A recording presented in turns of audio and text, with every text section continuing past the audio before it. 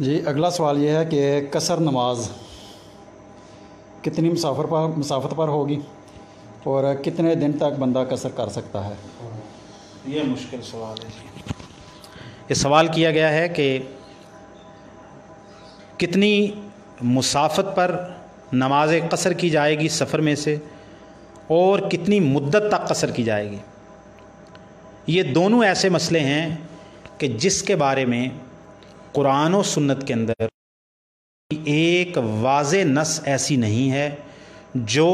مدت قصر کی تحدید کرتی ہو یا پھر سفر کی مسافت کی تعیین کرتی ہو۔ شیخ الاسلام ابن تیمیہ علیہ الرحمہ نے اس پر بہت خوبصورت جو ہے وہ کلام کیا بڑی تفصیل کے ساتھ، تو وہ پڑھنے کے قابل ہے، مدت سفر پر بھی اور مسافت سفر پر بھی۔ اور اس کا خلاصہ یہ ہے کہ یہ عرف پر محمول ہوگا۔ مسافت کی سب سے پہلے بات کر لیتے ہیں کہ مسافت لوگوں کے عرف کے اعتبار سے ہے کہ عرف کے اندر جس چیز کو آپ سفر سمجھتے ہیں وہ سفر ہے، جس چیز کو آپ لوکل میں شمار کرتے ہیں، سفر جس کو شمار نہیں کیا جاتا، وہ جس کو آپ ایک علاقے کے اندر ہی سمجھتے ہیں، لہٰذا وہ وہاں پر قصر نہیں ہوگی۔ جو عرفی طور پر سفر ہے وہی شرعی سفر ہے۔ ہاں ایک روایت آتی ہے صحیح مسلم کے اندر جس سے استدلال کیا جاتا ہے، اور وہ استدلال بہرحال قرین قیاس بھی ہے۔ سیدنا عبداللہ ابن عباس رضی اللہ تعالی عنہما فرماتے ہیں کہ ان رسول اللہ صلی اللہ علیہ وسلم اذا سافر ثلاثۃ امیال اور ثلاثۃ فراسخ، جب رسول اللہ صلی اللہ علیہ وسلم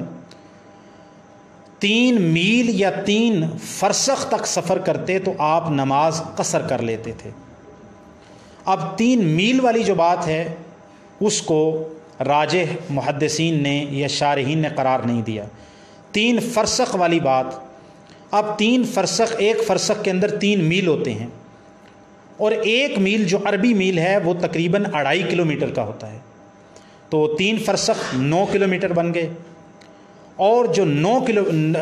3 فرسخ 9 عربی میل بن گئے۔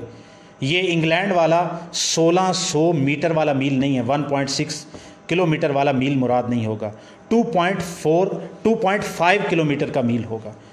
تو عربی میل تقریباً 2.5 کلومیٹر کا ہوتا ہے، تو لہٰذا 3 فرسخ 9 کلومیٹر ہوئے، 9 کلومیٹر کو اگر 9 میل ہوئے، بار بار کلومیٹر کہہ رہا ہوں، تو 9 میل ہوئے، تو 9 میل 2.5 کلومیٹر کا 1 میل ہوتا ہے۔ جب آپ اس کو کلومیٹر کے اندر بدلتے ہیں تو یہ 22 ساڑھے 22 کلومیٹر بن جاتے ہیں، اور عرف کے اندر بھی دیکھا جائے تو 22 سے 25-30 کلومیٹر کے اندر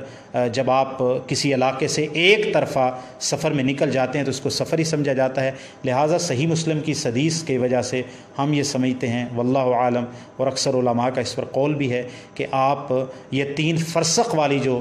حدیث ہے اس کے مطابق جب آپ اپنے علاقے سے 22-25 کلومیٹر نکل جائیں ایک طرف کے سفر کو اکاؤنٹ کر کے، لہٰذا آپ قصر کر سکتے ہیں۔ جہاں تک مدت سفر کی بات ہے تو اس میں 2-3 اقوال ہیں۔ ایک قول 3 دن کا ہے، وہ احناف کا ہے، ایک قول 4 دن کا ہے اور وہ حنابلہ کا ہے، ایک قول 19 دن کا ہے اور سیدنا عبداللہ ابن عباس رضی اللہ تعالیٰ عنہما کا ہے، اور ایک قول لا محدود ہے، اور اس کے بارے میں مصنف ابن ابی شیبہ میں اور دوسرے میں صحابہ کے عبداللہ بن عمر وغیرہ کے آثار موجود ہیں۔ 3 قول والے کی کوئی دلیل موجود نہیں ہے ہمارے علم کے مطابق، ماں سوائے اس کے کہ رسول اللہ صلی اللہ علیہ وسلم نے فرمایا کہ جو لوگ مکہ سے ہجرت کر کے گئے ہیں وہ مکہ میں 3 دن سے زیادہ قیام نہ کریں، کیونکہ وہ مہاجر ہیں، مہاجر وہاں پر، تو وہ کہتے ہیں کہ کیوں منع کیا؟ اس لیے کہ 3 دن کے بعد بندہ مقیم کے حکم میں آ جاتا ہے۔ ایک اور روایت سے استدلال کیا گیا کہ جو مہمان کی مہمان نوازی ہے وہ 3 دن تک ہے، اس کے بعد وہ عام جو ہے وہ اس کو آپ اکرام اس کا کریں گے، اس کا مہمان والا خصوصی اکرام ختم ہو جاتا ہے۔ یہ دلائل ناکافی ہیں، مدت جو ہے وہ قصر کے لیے مدت سفر کے لیے یہ دلائل ناکافی ہیں۔ 4 والی کی دلیل کیا ہے؟ صحیح بخاری مسلم کی حدیث کے رسول اللہ صلی اللہ علیہ وسلم جب حجۃ الوداع کرنے کے لیے مکہ آئے تو آپ 4 دن مکہ میں ٹھہرے، اس کے بعد آپ مینا کی طرف تشریف لے گئے تو آپ مکہ میں قصر پڑھتے رہے۔ تو کہتے ہیں کہ رسول اللہ صلی اللہ علیہ وسلم نے 4 دن مکہ میں رہے تو آپ نے قصر پڑھی ہے، تو لہٰذا 4 دن تک، یہ حنابلہ کا قول ہے۔ ہم اس پر سوال کرتے ہیں کہ آیا رسول اللہ صلی اللہ علیہ وسلم 4 دن 5 دن مکہ میں ٹھہرتے تو کیا آپ قصر نہ کرتے؟ تو آپ علیہ الصلاۃ والسلام 4 دن ٹھہرے واقعاتی طور پر، اور ضرورت کے طور پر آپ کو 4 دن ٹھہرنا پڑا، لہٰذا 4 دن قصر کی۔ اگر 5 دن یا 6 دن ٹھہرتے تو پھر بھی آپ علیہ الصلاۃ والسلام قصر ہی کرتے انشاءاللہ۔ اچھا، سیدنا عبداللہ ابن عباس رضی اللہ تعالیٰ عنہما والا، اگر کوئی بندہ، میں یہ کہا کرتا ہوں، اگر کوئی بندہ محدود تعداد کرنا چاہتا ہے، دنوں کو، مدت کو محدود کرنا چاہتا ہے، تو وہ کوئی اور قول نہ لے، اس کو پھر سیدنا عبداللہ ابن عباس رضی اللہ تعالیٰ عنہما کا قول لینا چاہیے، کیونکہ بعد کے کسی بھی آدمی کا قول سے عبداللہ ابن عباس کا قول تعیین میں اور مدت مسافت میں زیادہ راجح ہے صحابی کا فتویٰ دوسرے لوگوں سے۔ اگر آپ تعیین کرنا چاہتے ہیں، وہ 19 دن کا ہے، اور وہ بھی صحیح بخاری کے اندر حدیث موجود ہے کہ رسول اللہ صلی اللہ علیہ وسلم مکہ میں جب فتح مکہ کے لیے آئے تو رسول اللہ صلی اللہ علیہ وسلم اقام 13 یومن، رسول اللہ صلی اللہ علیہ وسلم 19 دن مکہ میں قیام کیا، آپ علیہ الصلاۃ والسلام قصر کرتے رہے۔ سیدنا عبداللہ ابن عباس فرماتے ہیں ان زدنا، اگر ہم 19 دن سے زیادہ رہیں گے اتممنا، تو ہم نماز پوری پڑھیں گے، لیکن 20 دن کا بھی موجود ہے۔ سنن ابی داود اور جامع ترمذی وغیرہ میں حدیث موجود ہے، سنن ابی داود میں اور ابن ماجہ میں، کہ رسول اللہ صلی اللہ علیہ وسلم غزوہ تبوک کے لیے جب تشریف لے گئے تو 20 دن قیام کیا، تو 20 دن قصر کی ہے، تو پھر 19 دن والا قاعدہ بھی ٹوٹ گیا۔ لہٰذا اب صحیح راجح موقف کیا ہے؟ راجح موقف یہ ہے کہ اب آپ جب کسی جگہ پر مستقل قیام کرنے کا جب تک ارادہ نہیں کر لیتے، نمبر 1، جہاں پر آپ مستقل قیام کرنے کا ارادہ نہیں کر لیتے، رہائش کا، مستقل اقامت کا، تو تب تک آپ وہاں پر مسافر ہیں، یا پھر آپ کسی جگہ پر مستقل مقیم تو نہیں ہیں لیکن آپ مستقل مقیم کے حکم میں ہیں۔ اقامت مطلقہ کا نام دیا ابن تیمیہ علیہ الرحمہ نے اس کو۔ مثال کے طور پر جو طالب علم ہیں، بیرون ملک جاتے ہیں، بیرون شہر جاتے ہیں، وہ وہاں کی یونیورسٹی کے اندر، ہاسٹل کے اندر 6 مہینے، سال تک، کئی سال تک، اور بیرون ملک جاتے ہیں جاب کے سلسلے کے اندر، نوکری کے سلسلے کے اندر 2-3 سال تک رہتے ہیں وہاں پر۔ تو امام نے تیمیہ فرماتے ہیں کہ ایسے لوگ اگرچہ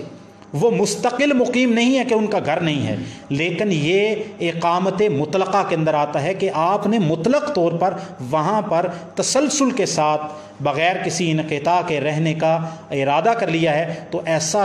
شخص نماز پوری پڑھے گا، مستقل اقامت والا بھی پوری نماز پڑھے گا، اور جو مطلق طور پر لمبی مدت کسی جگہ جا کر رہتا ہے اور اس کو پتہ ہے کہ میں نے لمبی مدت یہاں پر رہنا ہے، طالب علم، دوسرے ملکوں میں سفر کرنے والے، جاب کی